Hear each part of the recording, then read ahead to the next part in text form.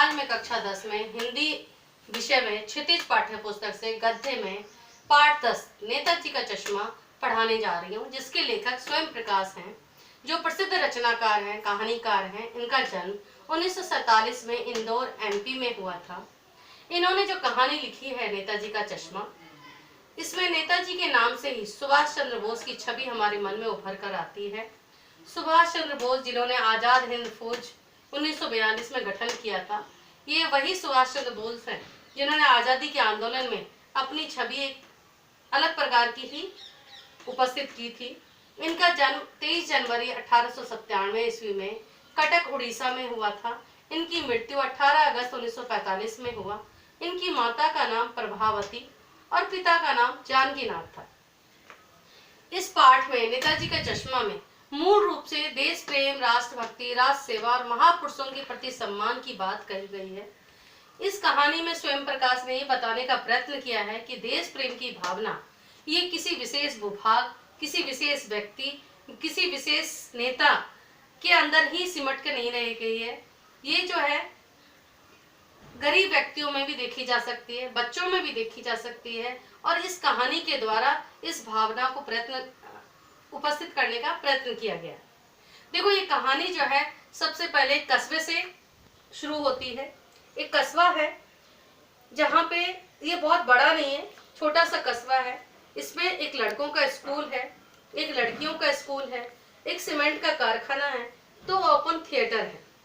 इस कस्बे को संचालित करने के लिए एक नगर पालिका है, और नगर पालिका में एक उत्साही बोर्ड है।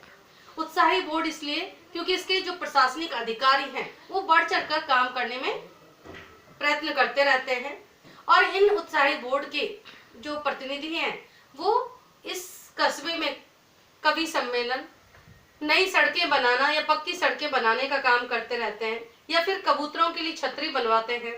और अभी तो जो है इसके मुख्य बाजार में जो चौराहा है उसके लिए एक प्रतिमा, नेताजी का प्रतिमा जो है बनाने का प्रस्ताव पारित किया गया। लेकिन सरकारी कार्य में कितनी शिथिलता रहती है इसका उदाहरण इस कस्बे में भी देखा गया है। और इसीलिए जब समय निकल गया तो आनंद फानन में ड्राइंग के जो मास्टर है मोतीलाल, उनको ये कार्य सौंपा गया। अब ये मास्टर जो मोतीलाल है, इन्होंने भी 1 महीने में कार्य करके देने के लिए तैयार हो गए, और इन्होंने 2 फुट जो कि छाती से सिर तक की होती है, जिसको बस्ट कहते हैं, ऐसी मूर्ति सुभाष चंद्र बोस की 1 महीने के अंदर बना के स्थापित कर दिया। लेकिन उस मूर्ति को देखते ही ऐसे लगता था कि नेताजी जो है, जो नेताजी के जो 2 नारे, प्रसिद्ध नारे थे, दिल्ली चलो तुम मुझे खून दो मैं तुम्हें आजादी दूंगा, वो अपने आप निकल कर आते हैं। मूर्ति जो है बहुत सुंदर थी, लेकिन इस मूर्ति में एक चश्मे की कमी मास्टर मोतीलाल ने छोड़ दी थी। हो सकता है कि उसे संगमरमर की जो है चश्मा उससे बन नहीं पाया, या फिर समय की कमी के कारण उसे छोड़ दी हो। लेकिन ये चश्मे की कमी वहां पर रहने वाले जो मुख्य पात्र, इस कहानी के मुख्य पात्र है कैप्टन चश्मे वाला, उसको बहुत अखरती थी। और उसका वर्णन किया गया है कैप्टन चश्मे वाला का, 2 तरह के उसके चरित्र को वर्णित किया गया है। एक तो शारीरिक रूप से बेहद बूढ़ा था, बिल्कुल मरियल था, लंगड़ा, गांधी टोपी हमेशा सिर पे पहनता था, काला चश्मा लगाता था, और हाथ में हमेशा एक संदूकची रहती थी जिसमें चश्मे के फ्रेम्स रहते थे, जो कि वो कहीं भी थड़ी के रूप में लगा देता था। ये चश्मा कैप्टन चश्मे वाला जो है उस मूर्ति पर चश्मा, लोहे का फ्रेम वाला चश्मा लगा देता था, और यदि कोई ग्राहकी आ जाती थी उसके पास उसी तरह की चश्मे की मांग के, तो वो मूर्ति पर से चश्मा उतार कर ग्राहक को दे देता, और ग्राहक दूसरा चश्मा वो वहां से मूर्ति पर लगा देता था। इस तरह से उसमें देश प्रेम की भावना और राष्ट्र सेवा की भावना, कर्तव्य निष्ठा और देशभक्तों की प्रति जो समर्पण की भावना है वो देखने को मिलती है। और उसके इसी प्रेम के कारण, देशभक्ति के प्रेम के कारण ही कस्बे के लोग उसको कैप्टन कहा करते थे। अब इस कहानी में जो 2 अन्य पात्र हैं वो है और हालदार साहब जो हैं कंपनी के काम से हर 15वें दिन उस कस्बे से गुजरते हैं और उस चौराहे पर जहाँ पे प्रतिमा उपस्थित है उस चौराहे पर रुकते थे और वहां पर पान वाले से पान खाते थे और कैप्टन की मूर्ति को देखकर बहुत प्रसन्न होते थे।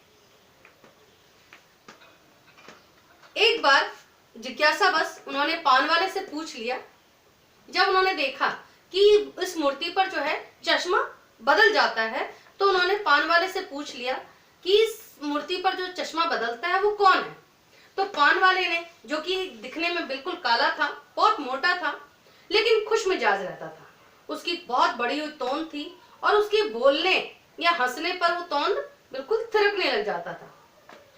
उस पान वाले ने बताया कि एक बेहद बूढ़ा, मरियल और लंगड़े जैसा व्यक्ति जो कि गांधी टोपी पहनकर रहता है, वही जिसको हम सब कैप्टन कहते हैं, वही इस मूर्ति पर जो है चश्मा बदलता रहता है। जब पान वाले ने कैप्टन चश्मे वाले की जो शारीरिक और मानसिक रूप से जब उसने व्याख्या की तो हालदार साहब को बिल्कुल भी अच्छा नहीं लगा, लेकिन उन्होंने ये सोचा कि आगे की पीढ़ी क्या जानेगी देशभक्ति की भावना और वो किस तरह से देशभक्तों की अहमियत को समझेगी।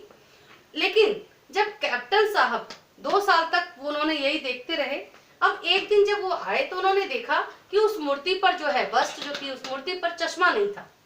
चश्मा नहीं था तो रुके, चौंक कर वो पान वाले के पास पहुंचे और उससे जब पूछा तो उन्होंने कहा कि कैप्टन की मौत हो गई है। और इस बात पर वो काफी संवेदनशील था और ये सुनकर वो बिल्कुल रुके नहीं और वहां से चले गए। कैप्टन की मौत से जो है वो काफी दुखी हो गए थे और अगले 15वें दिन जब उस बाजार से वो निकल रहे थे, उस प्रतिमा की तरफ उन्होंने नजर भी नहीं उठाई और उन्होंने सोचा कि अब तो कैप्टन चश्मे वाला रहा नहीं तो उस मूर्ति पर जो है कोई चश्मा नहीं लगाएगा। लेकिन एकाएक उनकी नजर जो है उस मूर्ति पे चली गई और उन्होंने देखा कि उस पर सरकंडे का चश्मा लगा हुआ है और उन्होंने जीप वाले से तुरंत चीख कर बोला कि जीप रोको। और जब उतरकर उन्होंने देखा कि नेताजी की मूर्ति पर सरकंडे का चश्मा लगा हुआ है, इसको देखकर उनकी आंखें नम हो गई। उन्होंने मन ही मन सोचा कि देशभक्ति की भावना अभी खत्म नहीं हुई है, ये गरीब बच्चों में भी जो है अभी भी बची हुई है। और इस तरह से जो है सरकंडे का चश्मा देशभक्ति की भावना को जोड़ती है और इससे हमें ये पता चलता है इस कहानी से कि देश प्रेम की भावना, राष्ट्रभक्ति की भावना जो है वो अमीरी या गरीबी से संबंधित नहीं है, ये मन में उत्पन्न होने वाले प्रेम और देश के प्रति जो सम्मान है उससे जुड़ी हुई है। और इस तरह से नेताजी का चश्मा का संक्षिप्त वर्णन मैंने आज किया है।